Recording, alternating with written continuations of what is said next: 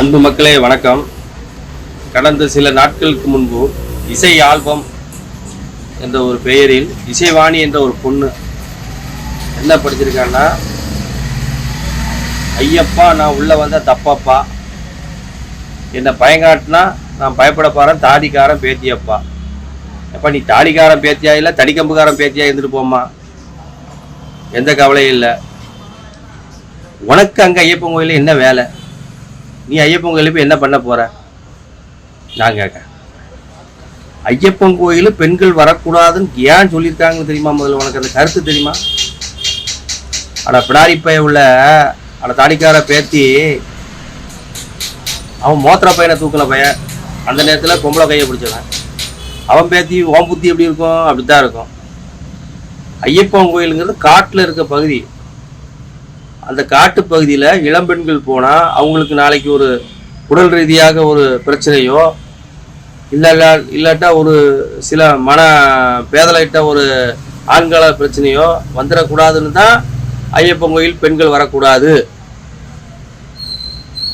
ஏம்மா தாய் இசைவாணி, அதாவது பூப்படையாத பெண்கள் கோயிலுக்கு போகலாம், அது உனக்கு தெரியுமா?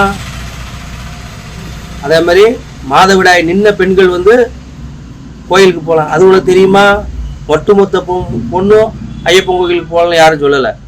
இந்த பைத்தியகாரத்தனமா, இந்த எச்சிக்கலத்தனமா, இந்த கேவலமா இந்து தெய்வத்தை கேவலப்படுத்துறங்கிற ஏழை இசைவாணி, இந்த இசைவாணி கசவாணி எவனாட்டு விட்ட நாக்க அறுத்து தொங்க விட்டுருவேன். பார்த்துக்கோ,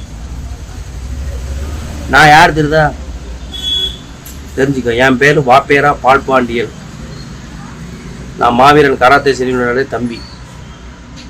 புரிஞ்சுக்கோ, அவர் கிறிஸ்தவ மதத்தை சேர்ந்தவர் தான், நான் இந்து மதத்தை சேர்ந்தவர் தான். ஆனால் எங்ககிட்ட மத எண்ணங்கள்லாம் இருக்காது. எங்ககிட்ட ஒற்றுமையாக நாங்கள் எப்பவுமே இருப்போம். நாங்கள் தமிழனாக வாழ்ந்துக்கிட்டு இருக்கோம், தமிழனாக வாழ்வோம். இங்கே மதங்கிறது உங்களால் தான் இன்னைக்கு மதம் பிடிச்சி ஆடுது இந்த நாடு. புரியுதா? நீங்கள் இந்த அரசியலுக்காகவும் உள்நோக்கத்துக்காகவும் ஓட்டுக்காகவும் எச்சிக்கலத்தனமா கேவலமா உங்கள் ஃபேமஸுக்காகவும் இப்படிலாம் அலையாதீங்க. புரியுதா? இந்த துண்டு துணி அங்கங்கே போட்டுக்கிட்டு தொங்க விட்டுக்கிட்டு, இந்த பாருப்பா, இனிமேல் நீ எங்கேயாட்டும் ஐயப்பா கொய்யப்பா அப்படின்னு படித்த, இல்லை முருகா தர்கான்னு படித்த, இல்லை இயேசுநாதர் கூசுநாதர்னு படித்த, இல்லாட்டா தர்கா குர்கான்னு படித்தேன்னு சொல்லி மதங்களை பற்றி நீ படிச்சுன்னு வச்சுக்க, உன் மண்டே உடச்சு போவேன். அவனுக்கு விருப்பமான கடவுள் அவன் கும்பிட்டுட்டு அவன் வேலையை பார்த்துட்டு போகிறான். உனக்கு என்ன மயிர் உன்ன மதத்தில்? நீ இசை ஞானி படிச்சு இசையை படி. நீ அழகாக பாட்டு நிறைய இருக்குது, நிறைய உனக்கு வேணும் பாட்டு வேணும், நான் எழுதித்தரேன் உனக்கு. இல்லை உனக்கு என்ன இதில் பாட்டு வேணும் உனக்கு எழுதித்தரேன் அழகாக படிக்கிறதுக்கு.